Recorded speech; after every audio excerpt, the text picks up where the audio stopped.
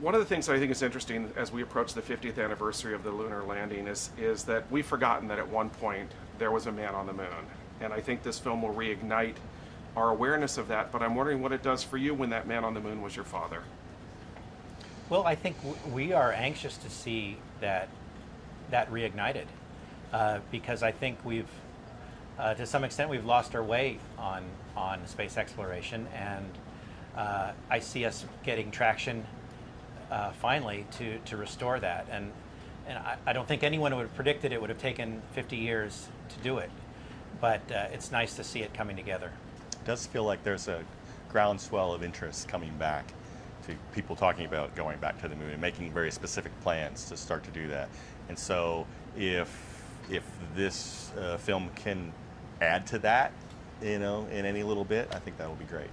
How has your own relationship to the moon and the idea that your father was there evolved over those 50 years? That's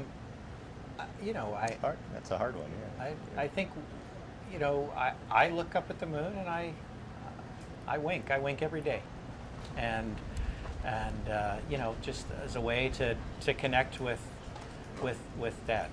So, when people see First Man, what would you like them to understand most about who your parents were?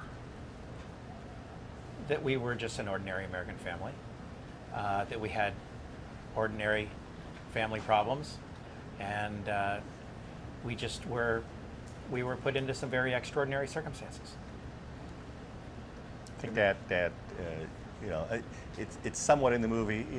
He was a pretty funny guy, and you see a little bit of that in the movie, and I think hopefully people will recognize that that's not made up for the movie. That he really did have a good sense of humor, and you didn't see it all the time in the public, but around his friends and around his family, you saw it a lot. I think it was mischaracterized. I think he was not in the film. Dad was mischaracterized by the media, and I think this film sets the record straight, and I'm really happy to see that.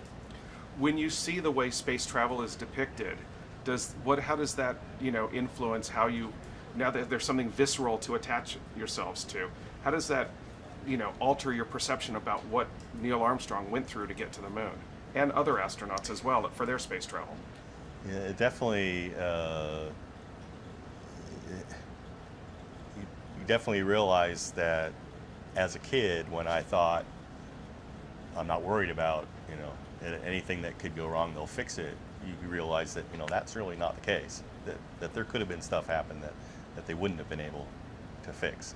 So that's a little sobering, So I'm sort of glad that I didn't know that back then, so I didn't worry. And I know Mom and Dad spent a lot of effort trying to keep us from feeling that way, so that we didn't worry. The wives certainly took the burden of understanding all that and tried to make sure that the kids didn't feel it. And when you see a rocket launch, you're 5 miles away or further, and you don't realize what a bumpy ride it is. You don't realize that all these creaking sounds that you hear. I think it was described by Dad as kind of like being on a rickety train. On an old track. On an old track. Yeah. So you don't know that until you see it portrayed in a movie like this.